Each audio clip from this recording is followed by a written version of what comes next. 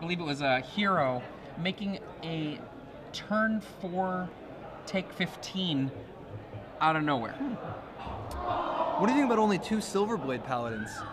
I think that's wrong. I think there should be more. Silverblade Paladin actually seemed like one of the cards that was just strong in a really insane way. It's interesting, he has Dismember in the main deck and Gut Shots in the board. It's a little bit of interaction. Not a lot, but a non-zero amount.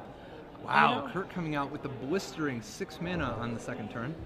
Well, he had a turn 3 kill earlier in the tournament. Turn 1, Elf. Turn 2, Elvish Archdruid.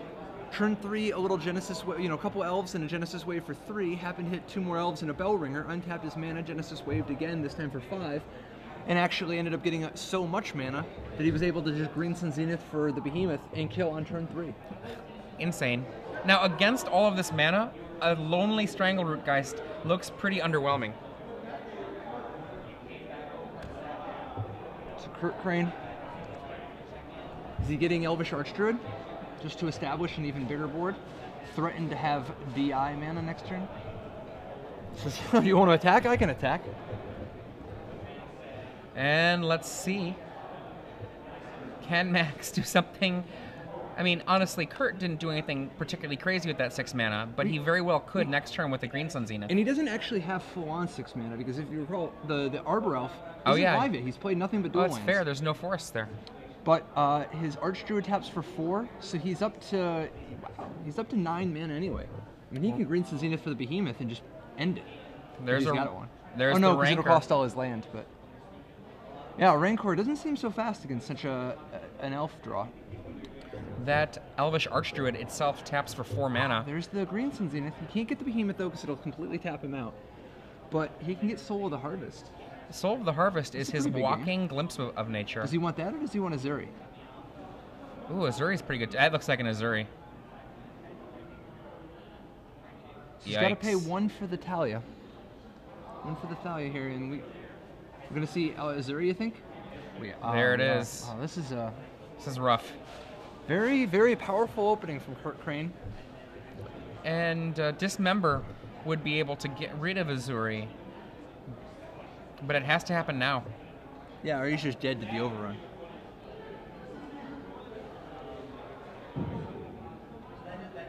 If anyone else still wants their cash prize for 9th through 64th, come on up right now. And Max Brown looks top card of the deck. Draws it.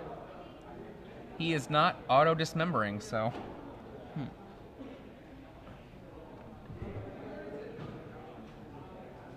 So now, that's only 1, 2, 3, 4, 5... that's only 20 damage, right? Let's see, Azuri's a 3/3, Arbor Elf 2. Oh no, you're right, because there's +4 from the Archdruid. Yeah. So it's 24 damage. He can soak up 2 so far.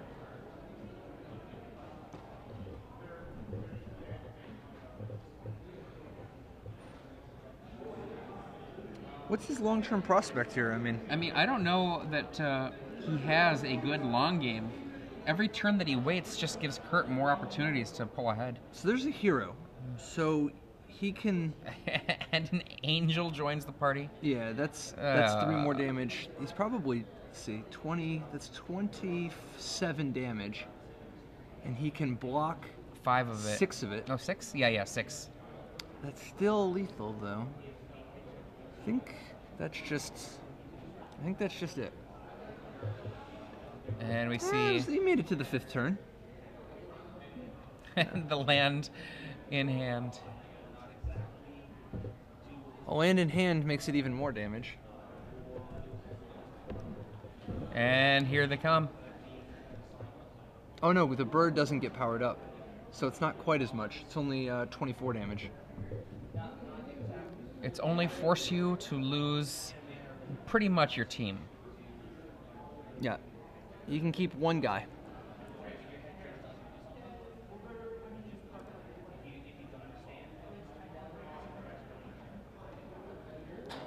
He's not going to be able to keep enough life to... He's looking. He's trying to find a way.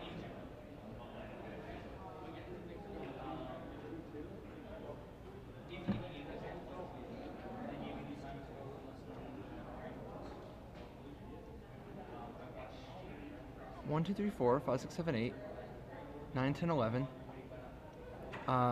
Wait, 1, 2, 3, 4, 5, 10, 13. And 5 is 18. And 4 is 22 damage. This is looking pretty rough for Max. Is this a test of do you know how trample works? John Gopinski, if you are still in the room, please come to the main event stage. John Gopinski. Kurt Crane isn't buying it for a second. Boom.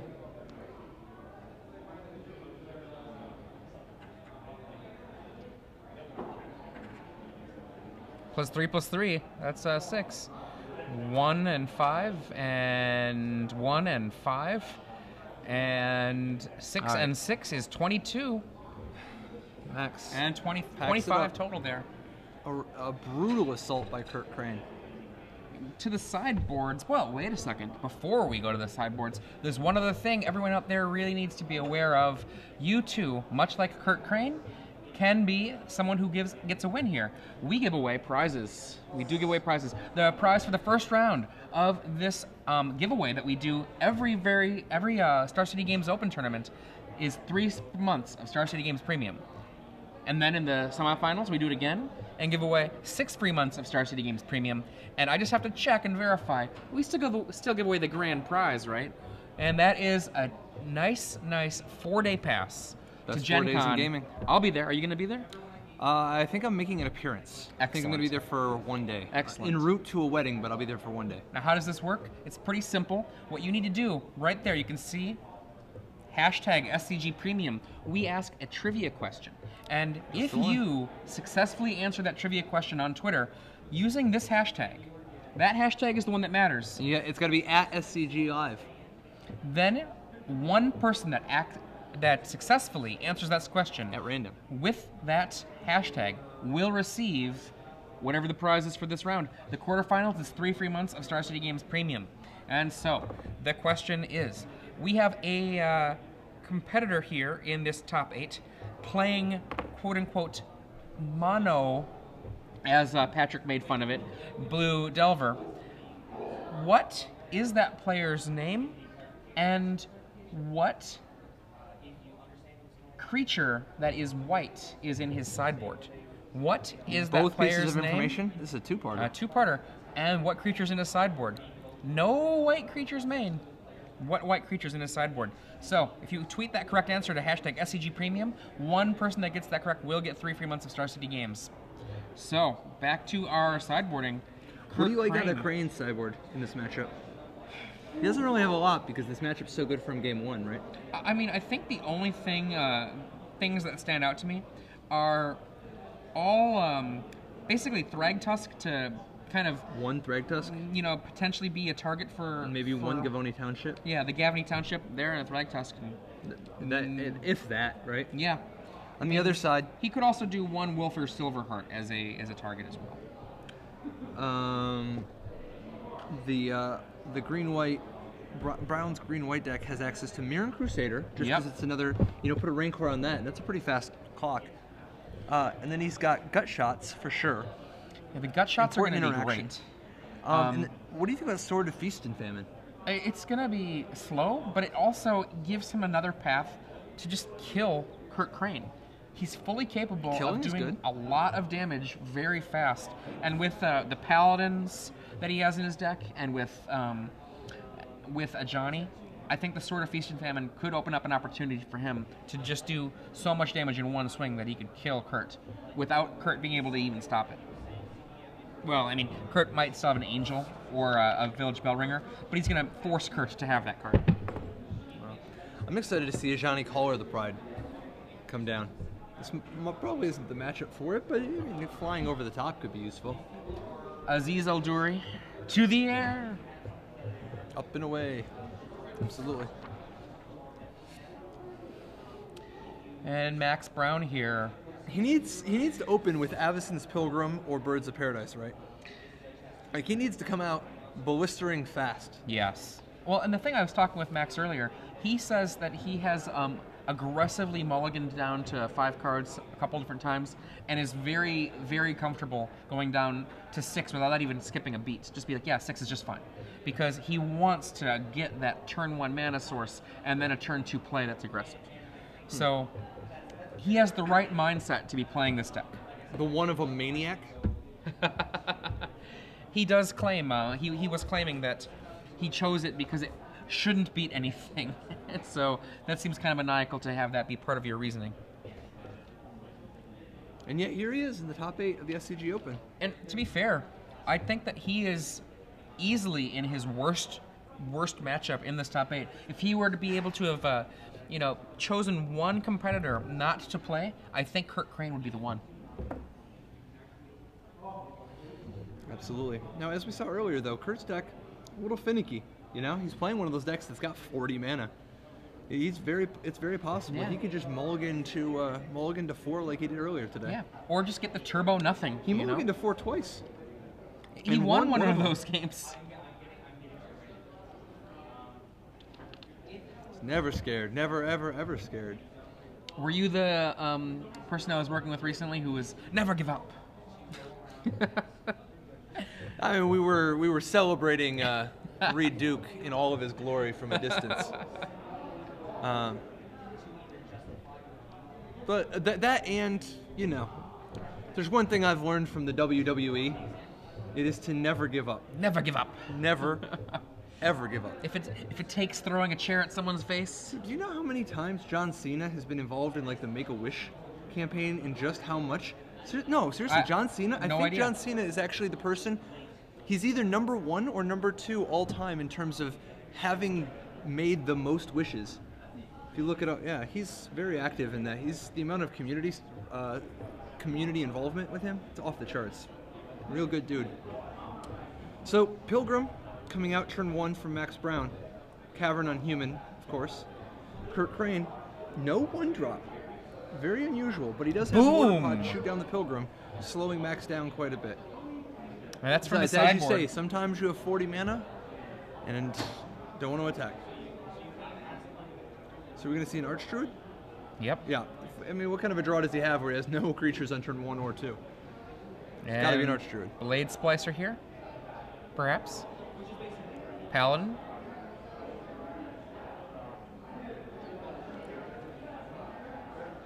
When Kurt can kind of vomit out a ton of creatures, that Mortar Pod is pretty interesting.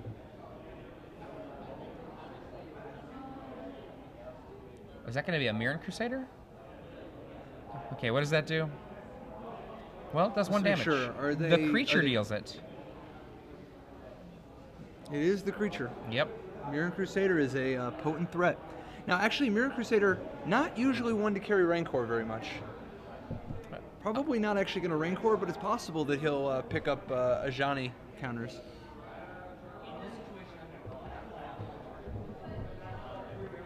And that's 4 mana. It looks like we're going to Green Suns. Elvish Archdruid. Seems good to me.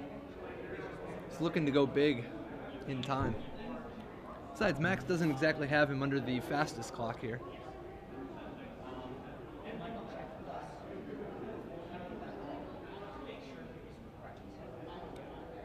Now, Kurt has a Genesis Wave in hand, right? Blade Splicer. And with a Johnny, or not Johnny, pardon me, and with Mirren Crusader. Now, are we gonna see an Elvish Visionary next turn, and then just developing the board a little bit more, followed up by a Genesis Wave the turn after? I wouldn't be surprised actually if we see a Village Bellringer in the mix with these. So if he just drops the Visionary now, taps the 2 Archdruids is 6, taps the Razor Verge. That's 7. Bellringer is down to 4, but then he gets 6 more, so he's up to 10. He can actually Genesis Wave for 7 this turn if he has it. Impressive. Well, he's just casting no, he must not something have else first. Yeah. Rings the bell. It's weird. I think he makes more mana if he casts the Visionary first. Yeah, I think he does too. Oh, maybe he just doesn't want to use his white this way? That's fair. So he can actually go Bellringer and then use the Visionary mana. Like tap his Forest and the Archdruid? Right. Actually, he can lay a Visionary. I think he's doing the map to see if he can do the Visionary and then also have the Restoration Angel on the Bell Ringer. He's not netting any mana this way, though. I mean, he's only got 2 white. He certainly can't do both. Yeah, I think... Man, you gotta just play the Archdruid. I think he's just being a little bit too conservative here.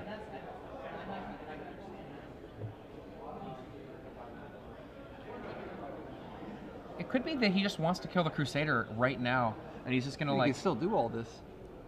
Like, if he just... No. Either way, he's got 2 Bell Ringers, untaps the 2 Archdruids. Doesn't appear to actually have Genesis Wave, though. Is that a Behemoth in his hand, though? Looks like one. This is potentially a very... Oh, that is a Behemoth. Like, he can end this next turn if things go right.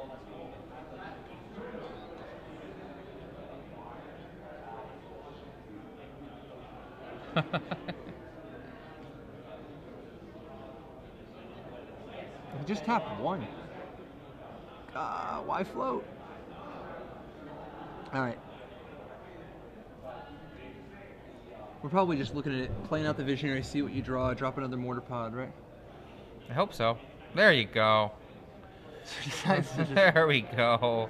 A little bit ago, that would have... Oh, that would have been nice. If only I had known that card was there. And, do we see what it is? I don't know. I just... reading his face. Funny guy. Good news is, for Kurt anyway, that this game is probably just over next turn.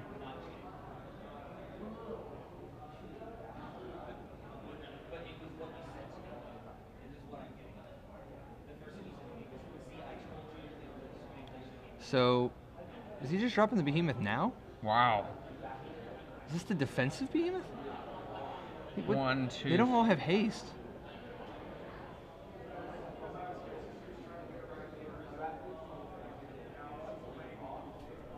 Now, granted, he can Restoration Angel the Behemoth next turn, so it's not like this is the hugest investment.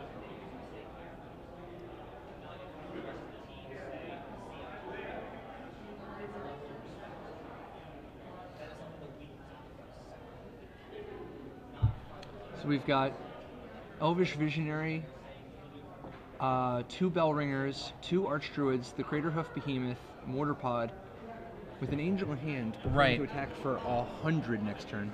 Boom. But in the meantime, here's 1, 2, 3, 4, 5, 1, 2, 3, 4, 6. Here's 11 just to think about, you know. Without even putting down an Angel. Well, yeah, and the he's Angel's going to reset the Behemoth for next turn. Yeah, he's threatening so much damage next turn without even using an Angel. It's pretty insane. Those Bell Ringers, definitely viable chump blockers for the pro-green creatures. I was just checking to see if Maxwell Brown happened to have a fog-like effect, because I have seen a lot of them in the sideboards this weekend. Yep. But certainly only a temporary solution if Kurt isn't hasty and attacks with everything, you know. I think that's all she wrote. This has been a quick one.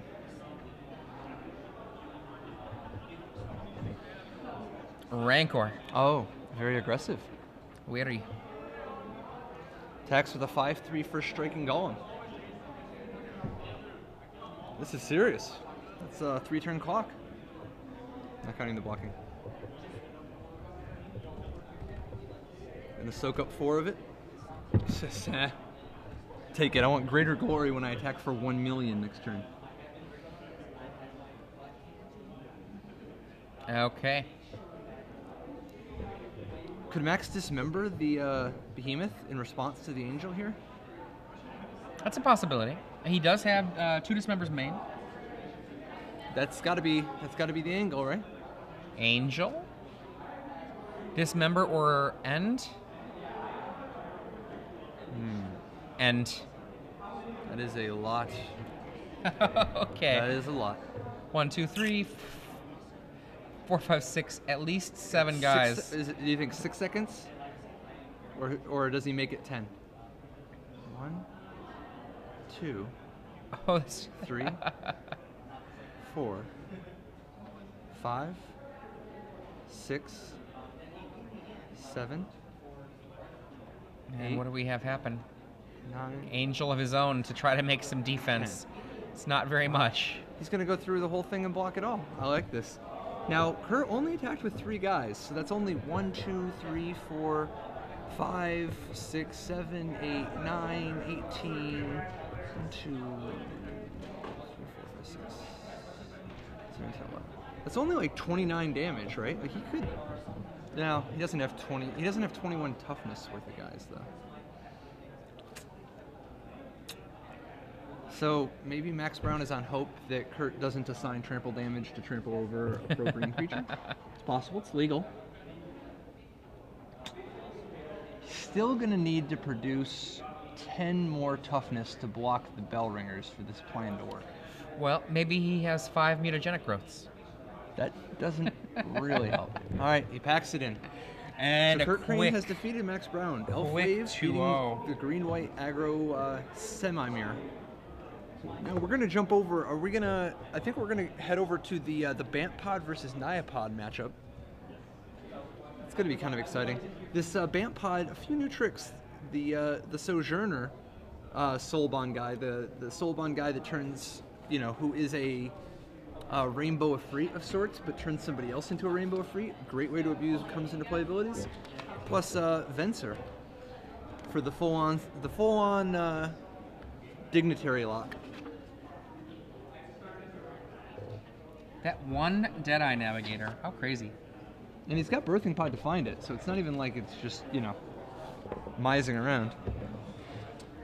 But his opponent has access to cards like Arc Trail and Bonfire, which can be so crucial in these